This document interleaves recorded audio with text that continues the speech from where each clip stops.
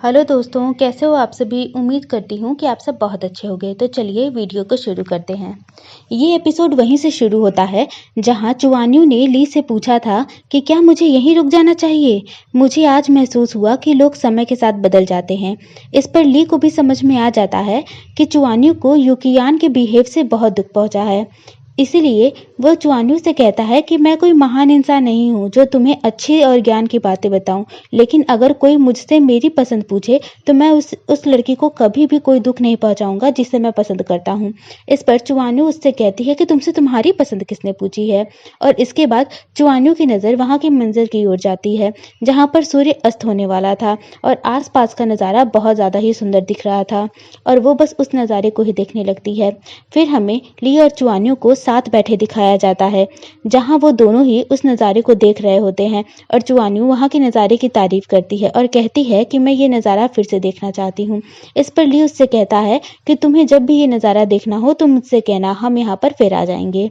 इसके बाद हमें रात का सीन दिखाया जाता है जहाँ यूकियान अपने घर में चुआन्यू का वेट कर रहा होता है और चुआन्यू के वापस आने पर उसके पास जाता है, उसका हाथ पकड़कर उससे कहता है कि तुम कहाँ चली गई थी, मैं बहुत देर से तुम्हारा इंतजार कर रहा हूँ।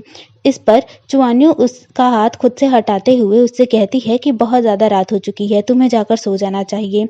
इस पर यूकियान सैड सा मुंह बनाते हुए चुआन्यू से आज के लिए माफ़ी मांगता है और कहता है कि मैं उम्मीद करता हूँ कि तुम मुझे समझाने का मौका दोगी। और फिर वो कहता है कि वो फैन गर्ल्स मेरे पीछे पागल थी। अगर उन्हें पता चलता कि तुम मेरे लिए घर से भाग आई हो और हमने अभी तक शादी भी नहीं की है तो इससे तुम्हारे सम्मान को ठेस पहुंच सकती थी, इसीलिए मैंने ऐसा किया।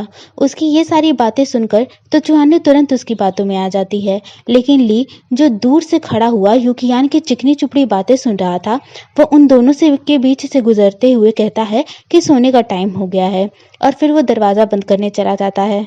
तभी वहां पर कोई आता है जो उसे चुआन्यू के लिए एक लेटर देता है और अंदर यूकियान चुआन्यू से कहता है कि मैं जो भी कर रहा हूँ वो हमारे फ्यूचर के लिए है। अगर मैं हॉल ऑफ फेम में एंटर कर लिया तो हमारी ज़िंदगी बहुत ज़्यादा अच्छी हो जाएगी। तभी ली उन दोनों के बीच में वो लेटर लेकर आता है। जब चुआन्यू उस लेटर को पढ़ती है तो उसमें बाई ने उन सभी को रात के खाने पर बुलाया था।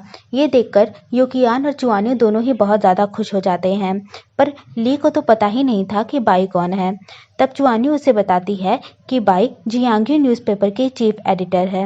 नेक्स्ट सीन में हम उन तीनों को हॉल ऑफ फेम में देखते हैं जहां यूकियान और चुआन्यू वहां की चमक धमक को देखकर बहुत ज़्यादा ही खुश हो रहे होते हैं, पर ली तो केवल अपने खाने पर ही ध्यान दे रहा था।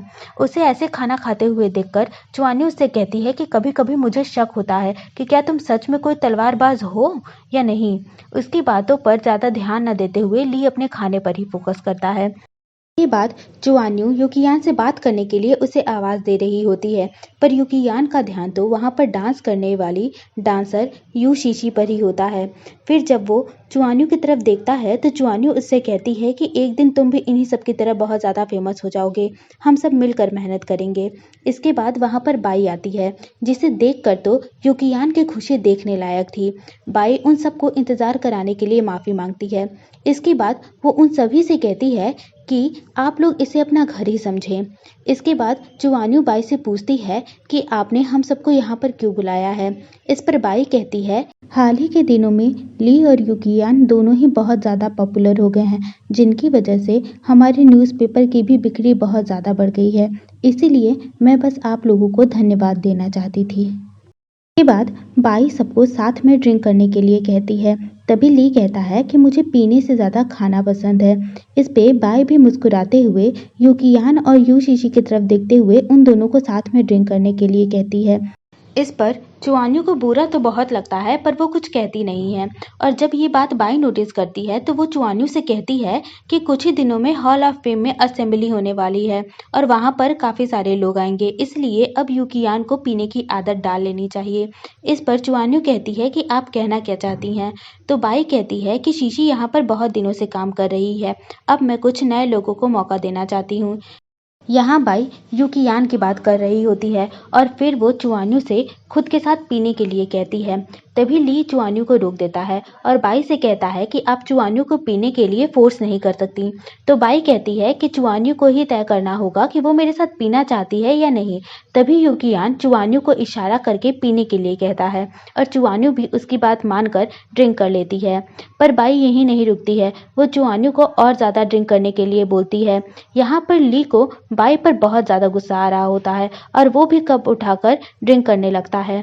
तो बाई ली से कहती है कि ये तो बहुत छोटा कप है जो हम औरतों के लिए है, और फिर वो वेटर को इशारा करके एक बड़ा कप और एक शराब की बोतल मंगाती है और फिर ली को पीने के लिए बोलती है। इस पर ली भी ड्रिंक कर लेता है, पर बाई फिर से उसके कप को भर देती है। तो इस पर चुआन्यू ली को रोकती है और कहती है कि तुम्हारी जगह मैं ड्रिंक कर लेती हूँ। पर ली उसे ड्रिंक करने से मना करता है और खुद बार बार ड्रिंक कर रहा होता है। दूसरी तरफ यूकियान वहीं पर बैठा हुआ डांसर शीशी के साथ ड्रिंक कर रहा होता है। उसे देखकर ऐसा लगता है जैसे उसे चुआन्यू और ली से कोई मतलब ही नहीं है। इसके बाद ली बाई से कहता है कि जितनी शराब बची है सब मेरे पास लेकर आओ, और फिर हम ली और यूकियान को एक साथ एक जगह पर टल्ली पड़े हुए देखते हैं। इसके बाद चुआन्यू उन्हें देख रही होती है। तभी बाई शीशी को इशारा करती है और वो वहां से चली जाती है। तो बाई चुआन्यू से कहती है कि फाइनली अब हम दोनों यहाँ पर अकेले हैं। इसके बाद बाई चुआन्यू से अपने शुरुआत के दिनों की कहानी बताने लगती है और कहती है कि मैंने शीशी को बचाया था, नहीं तो उसे वैश्यालय में बेच दिया जाता। मैंने शीशी को प्रमोट करने के लिए बहुत मेहनत की है और सबसे खुद को शीशी का मैनेजर बताया। उसके बाद मैंने इतनी ज़्यादा मेहनत की कि आज मैं इतनी ज़्यादा सक्सेसफुल हूँ। इस पर चुआन्यू कहती है कि क्या इतना आलीशान घर और ये सब व्यवसाय सब कुछ बस शीशी की वजह से है। इस पर बाई कहती है कि ये सब इतना भी आसान नहीं है। और फिर बाई कहती है कि मैंने सुना है कि यूकियान को प्रमोट करने के लिए तुमने भी बहुत ज़्यादा पैसे खर्च किए हैं। और फिर वो कहती है कि तुम्हें समझना चाहिए कि आखिर यूकियान अभी तक हॉल ऑफ फेम में एंटर क्यों नहीं कर पाया है, इसके लिए भुगतान करना होता है। यहाँ पर बाई यूकियान को काम देने के बदले चुआन्यू से सीधे सीधे रिश्वत मांग रही होती है, जिसे सुनकर चुआन्यू भी उससे पूछती है कि मुझे कितना भुगतान करना होगा।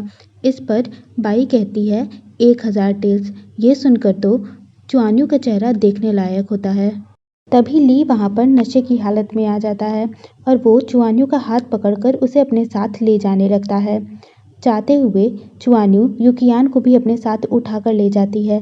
तभी पीछे से बाई उसे रोकते हुए कहती है, मैंने तुमसे जो कहा है उसके बारे में एक बार सोचना ज़रूर। और यहीं पर ये पार्ट खत्म हो जाता है। दोस्तों, अगर आपको मेरी वीडियो अच्छी लगी हो तो लाइक और शेयर कीजिएगा और कमेंट करके मुझे ज़रूर बताइएगा कि ये ड्रामा आपको कैसा लगा।